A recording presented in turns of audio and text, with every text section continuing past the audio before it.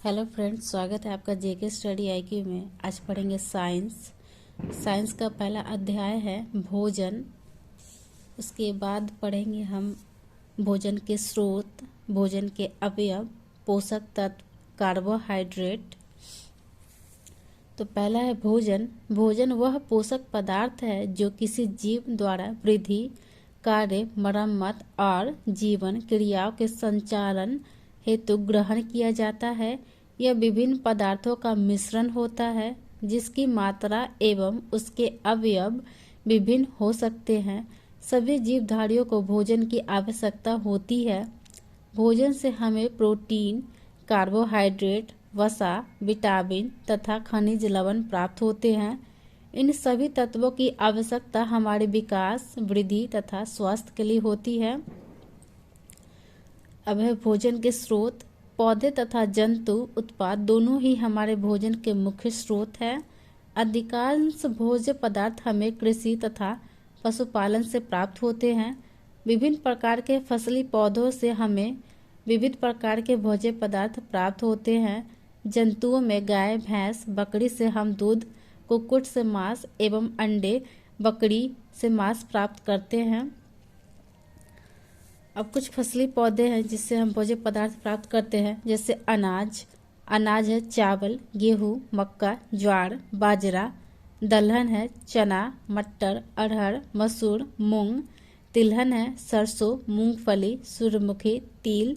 सकरा फसल है गन्ना, चुकंदर। बागवानी फसल है चाय, कॉफ़ी, नारियल। सब्जी है आलू, परवल, कद्दू, टमाटर, गोभी, मूली, प्याज। मसाले हैं हल्दी, धनिया, मिर्च, इलायची, लौंग, अदरक, जीरा।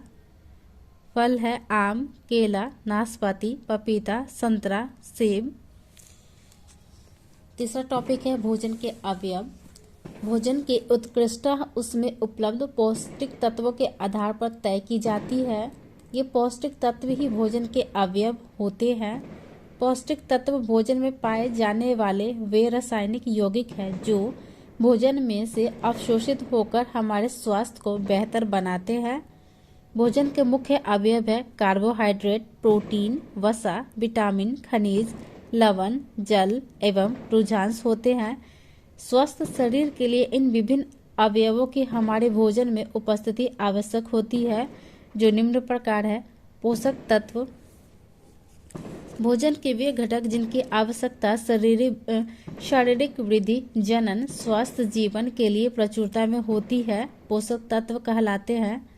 पौष्टिक तत्वों को सामान्यतः बृहद पौष्टिक तत्वों एवं सूक्ष्म पौष्टिक तत्वों में विभाजित किया जाता है। पहला है बृहद पौष्टिक तत्व। आहार और ऊर्जा की आपूर्ति करने के साथ साथ शरीर के विकास एवं उसके विभिन्न क्रियाकलापों के लिए जरूरी पौष्टिक तत्व बनाते हैं।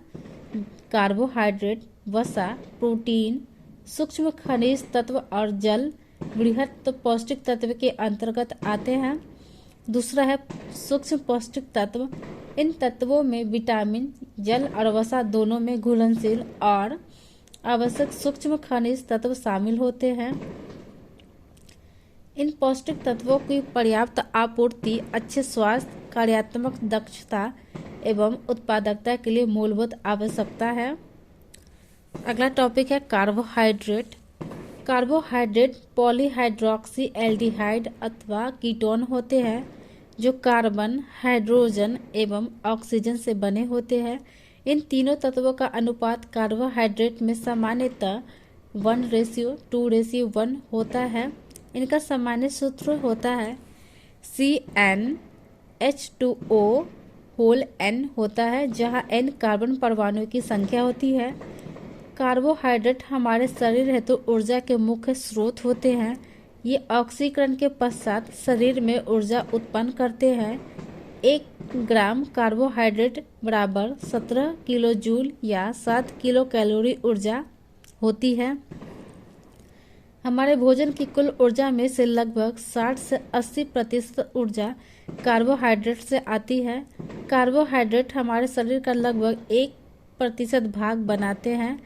इसके मुख्य स्रोत हैं आलू, फल, केला, आम, चावल, गेहूँ, मक्का, शहद, गन्ना, चुकंदर, जैम, दूध आदि। जब कार्बोहाइड्रेट का उपयोग आवश्यकता से अधिक किया जाता है तो अतिरिक्त कार्बोहाइड्रेट शरीर में वसा के रूप में एकत्रित हो जाता है। इसे लाइपोजेनेसिस कहते हैं। जीवित कोशिकाएं रक्त से ग्लूकोज का अवशोषण करती है। ग्लूकोज के अधिक का यकृत एवं मांसपेशियों में ग्लाइकोजन के रूप में संचयन ग्लाइकोजेनेसिस कहलाता है।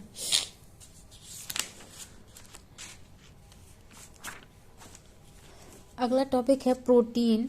प्रोटीन शब्द का सर्वप्रथम प्रयोग जे बर्जीलियस ने किया था। यह एक जटिल कार्बनिक यौगिक है जो 20 अमीनो अम्लों से मिलकर बने होते हैं। मानव शरीर का लगभग 15% भाग प्रोटीन से ही निर्मित होता है। ऊर्जा उत्पादन एवं शरीर की मरम्मत दोनों कार्यों के लिए प्रोटीन उत्तरदायी होता है। मनुष्य के शरीर में 20 प्रकार के अमीनो अम्ल की आवश्यकता होती है, जिनमें से 10 का संश्लेषण उसका शरीर स्वयं करता है तथा शेष 10 भोजन के द्वारा प्राप्त होते हैं। प्रोटीन अमीनो अम्ल के बहुलक होते हैं जो पॉलीपेप्टाइड बंधों द्वारा जुड़े होते हैं। प्रोटीन सर्वप्रथम अमीनो अम्लों में टूटते हैं, इसके पश्चात इनका पाचन होता है। अमीनो अम्ल 2 प्रकार के होते हैं, आवश्यक अमीनो अम्ल और अनावश्यक अमीनो अम्ल। आवश्यक अमीनो अम्ल इनका संश्लेषण शरीर में नहीं होता है, यह आहार के द्वारा ग्रहण किए जाते हैं। उदाहरण के लिए लाइसिन, मिथियोनिन, वेलाइन, ट्रिप्टोफैन तथा फिनाइलएलेनिन आदि। अनावश्यक अमीनो अम्ल इनका संश्लेषण शरीर में होता है तथा इनको बाहर से ग्रहण करने की आवश्यकता नहीं होती है। उदाहरण एलेनिन, अर्जिनिन, स्फटिक अम्ल, ग्लूटामीन, सिस्टीन, प्रोलीन, सीरीन, डिस्टिडीन तथा टायरोसिन। प्रोटीन की दैनिक आवश्यकता 70 से 100 ग्राम है। प्रोटीन कार्बन, हाइड्रोजन, ऑक्सीजन एवं नाइट्रोजन से बने होते हैं। कुछ प्रोटीनों में गंधक, फास्फोरस और लौह भी पाया जाता है। 1 ग्राम प्रोटीन में लगभग 5.65 किलो कैलोरी ऊर्जा प्राप्त होती है। प्रोटीन के मुख्य स्रोत हैं दाल, मछली, अंडा, पत्तीदार सब्जियां, दूध, फल, सोयाबीन, मटर, सेम, पनीर, दही। कुछ आवश्यक प्रोटीन हैं शरीर प्रोटीन और उसके कार्य, जैसे कि एंजाइम। एंजाइम का कार्य है जैव उत्प्रेरक, जैव रासायनिक अभिक्रिया में सहायता करना। हार्मोन्स शरीर की क्रियाओं का नियमन करते हैं। परिवहन प्रोटीन, हीमोग्लोबिन ऑक्सीजन का परिवहन करती है। संरचनात्मक प्रोटीन कोशिका एवं ऊतक निर्माण करती है। रक्षात्मक प्रोटीन प्रतिरक्षी संक्रमण से रक्षा करने में सहायक है। संकुचनशील प्रोटीन ये पेशी संकुचन एवं चलन हेतु उत्तरदायी है, जैसे मायोसिन, एक्टिन आदि। प्रोटीन कोशिकाओं, जीव द्रव्य एवं ऊतकों के निर्माण में भाग लेते हैं। ये शारीरिक वृद्धि के लिए आवश्यक होते हैं। इनकी कमी से शारीरिक विकास रुक जाता है। बच्चों में प्रोटीन की कमी से क्वाशियोरकर एवं मेरेस्मस नामक रोग होता है। क्वाशियोरकर रोग में बच्चों के हाथ पांव दुबले पतले हो जाते हैं एवं पेट बाहर की ओर निकल जाता है। मेरेस्मस रोग से बच्चों के शरीर की मांसपेशियां ढीली हो जाती है। आज के लिए इतना ही। आगे का टॉपिक नेक्स्ट वीडियो में देखेंगे। आज के लिए इतना ही। Thank you class.